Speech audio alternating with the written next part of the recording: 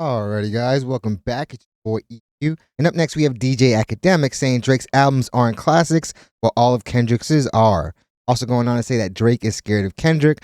I had a supporter comment that people have very short-term memory, so I decided to cover these again. And this was a time before Akademiks was, as Kendrick called him, compromised, which he most definitely seems to be, because it definitely seems like once those OVO checks cleared, he definitely made a 180 paradigm shift. Because apart from these clips, we all know that Not Like Us was his top song of last year. And honestly, if I'm not mistaken, he had like 2 other songs in his top 5 by Kendrick, with the highest Drake song reaching, I want to say, number 4, number 5, just making it into top 5 if I'm not mistaken. And not only that, Akademiks obviously can't hide his desire to bop anytime he's listening to a Kendrick record. And for a guy that says he hates Kendrick Lamar, he for sure knows a lot of the man's lyrics, probably more than the average fan, and I'm a pretty big Kendrick Lamar fan myself. It's almost like when he's listening to Kendrick Lamar, he goes into this deep trance because he's loving every minute of it. So Ak, you can lie to us, but you definitely can't lie to yourself. But it feels like his patience is running thin surrounding Drake, with the possibility of Drake interviewing with another hip-hop platform that's not his, likely to cause a crash out by Akademiks the likes we have never seen,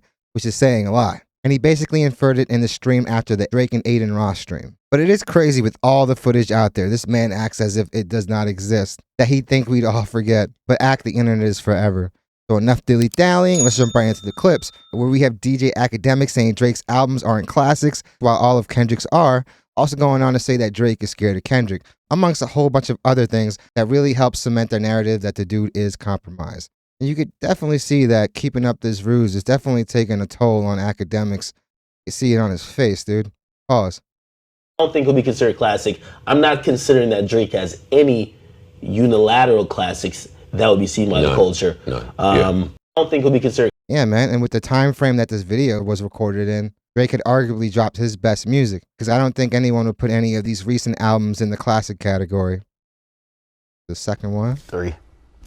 And I'm not counting. I think all these are classic. like the niggas just put. You see, and that is what makes it just more laughable. The fact that we all heard Akademiks say unabashedly that that Kendrick's albums are indeed classic, which very much goes against their narrative that he's been trying to paint this last year, that Kendrick makes boring music that doesn't resonate and connect with anybody. But obviously the guy has shown that he's willing to say or do whatever for the bag, even if that means losing all your credibility and integrity.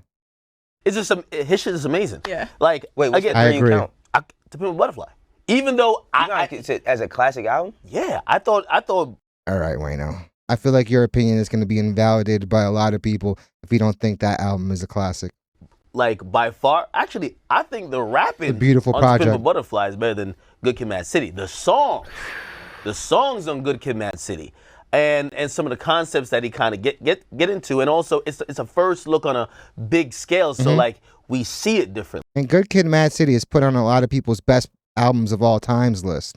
But if we just going by rapping, I think some of his best rapping in his career, like if we're just talking about the 3 albums, was on To Pimp a Butterfly, and that's why I think it's not that easily digestible. This nigga was really rapping, trying to explain some shit. And while some stuff may obviously go above some listeners' heads, I feel like Kendrick did an awesome job in not just rapping, but creating a masterful concept album. There's not too many people that are creating albums like that anymore where there's a cohesive story. I mean, a lot of these rappers can't get a cohesive record together, let alone an album. So for him to weave a narrative throughout this project with amazing production, very different than what a lot of people probably would come to expect, with heavy jazz and funk influences, it's definitely the recipe for a classic album, because honestly, it's a lot harder to date production like that. But yeah, guys, that's just another clip that really does cement their narrative that the dude is just yapping now for the bag. Whether it's just plain rage baiting or him trying to get Drake's attention to come collab on a stream with him, which honestly is looking more and more unlikely, given the fact that Drake has made appearances on everyone else but his, is obviously not the smartest idea. Because if you saw their interaction over at that Aiden Ross stream where he called in, and honestly Drake acted as if this was a call from some type of crazed stalker fan, really shows where Drake stands with this guy. And enough of those situations is definitely going to cause Akademiks to crash out. Let's jump into this third clip.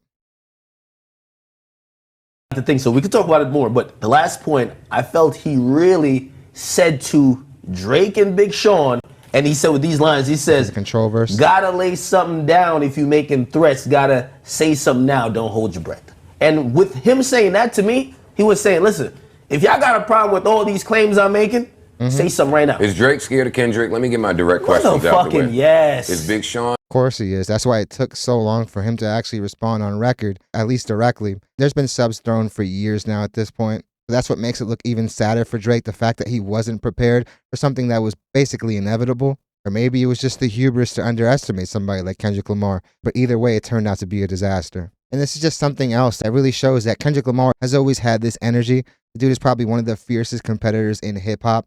Competition has always been one of the big pillars of hip-hop. I really do believe it brings the best music out of people. And it seems like always have the ability to re-energize the genre. I mean, look at back in the day in the 50 and Kanye beef. It was definitely a major topic in the conversation of even casuals. No, hold on. I think we're going to agree with the first part of this. R.I.P. We all agree what he's saying. I mean, if you are the greatest, you shouldn't have a ghostwriter, someone paying your bars. No, hold on. Again, these are actions that Akademiks tries to defend now, when obviously back then for him, this was major points away from Drake. And while technically not ghostwriters, I mean, these guys are listed on Drake's credits, it still doesn't change the fact that it does take you out of the conversation when people are bringing you up for best lyricist of all time, when it comes to being the #1 rapper. While it has been a little more kosher, a little more normalized for people to take hooks, because as a guy that's been working in the industry for close to 5 years now, I've been signed for 5 years as a music producer, I can tell you right now that every artist is taking a hook here and there, maybe an idea for a bridge, but for a guy to do a paint-by-numbers record, yeah, man, that's where you lose most people. Those type of things won't affect a pop artist, they won't affect your ranking as an artist, but they definitely will affect your ranking as a rapper, when obviously the biggest pillar in being a rapper is your pen. However, I think Drake has realized that Kendrick kicked his ass. That is over. Twice, man. It's just the first time Drake chose to not engage after that. He just took his black eye and walked away. Obviously, it was not the case the second time, and he probably wishes he took the same route he did the first go-around. And this is just the clips we have, guys. The amount of clips out there that would put to bed most of the narratives that Akademiks has tried to spin this past year alone have been easily debunked by himself. Kendrick Lamar is literally running the charts right now.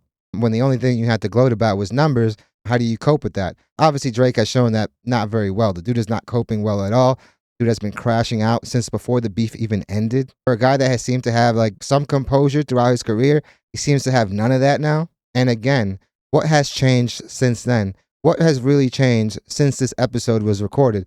If anything, there have been more ghostwriting allegations, more writing allegations. So I don't know how Ak is really going to try to argue otherwise when he himself was arguing the correct point not too long ago. Not too much has changed since then. If anything, we've received a plethora of new evidence. Yeah, man, we literally have one of the biggest OVO cheerleaders right now admitting that Drake wouldn't be able to have that top lyricist spot for the obvious. The guy has had probably some of his bigger records written by somebody else. And not just a word or two, but literally the whole record. He may only change a word or two, if that. Kendrick has been dropping some fire music, classics that were also huge commercial successes.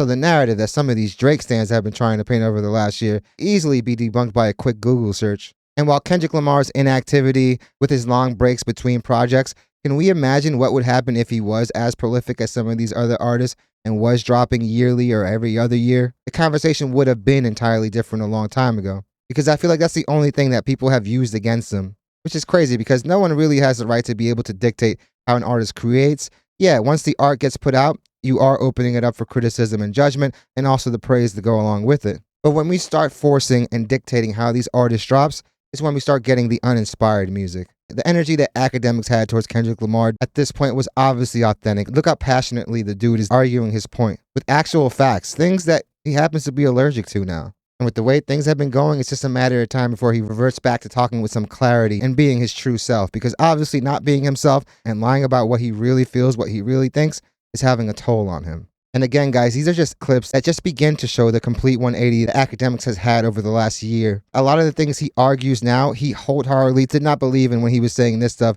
And again, I don't really think much has changed since then, musically or reputation-wise with Drake. Because at this point, I want to say Drake has already released the best music he has released by this point. I truly don't think that the albums he's put out after this would be enough to change Akademiks' mind on that. And he's absolutely right. Kendrick Lamar literally boxed everybody out of the best rapper title. So Ak, you can keep trying to spin these narratives in search of that elusive Drake interview, that elusive Drake stream, but you're doing it at the cost of your sanity. It seems like you're drinking yourself crazy, just trying to come to terms with some of the things you're saying, and it's causing you to not think clearly.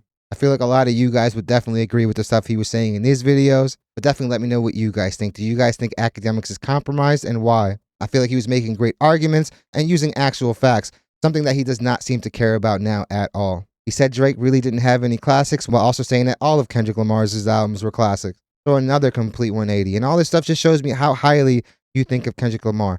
I think he still thinks very highly of him, but I just think he's going to do whatever it takes to get to the bag, even if it means losing all his credibility. And if you lose that as a journalist, what are you? So he's going to have to do some real evaluating. I feel like his patience is running thin now. I feel like it is a matter of time before Drake does something to cause him to crash out. We saw his energy on that last stream, and all his supporters are telling him the same exact thing. Drake is playing you, fam. He has to know that deep down. Who knows if he comes to his senses? But definitely let me know what you guys think. Definitely hit the like and subscribe button, guys. It does your channel wonders. I really want to thank you guys so much for continuing to make this channel a part of your day. It honestly means the world to me. And all the love and support that you guys continue to show on the daily is honestly overwhelming and probably the biggest reason that I make these videos. I do want to update you guys. I have just activated the YouTube memberships, so I'm really excited about that. It's a small way to support the channel, but it honestly does mean a lot. So definitely hit the join button when you guys get a chance. Hope you guys love this video, and I hope to see you guys soon. Ack. Have lost yourself, man. And the clock is really ticking down. That Drake crash out is going to be monumental.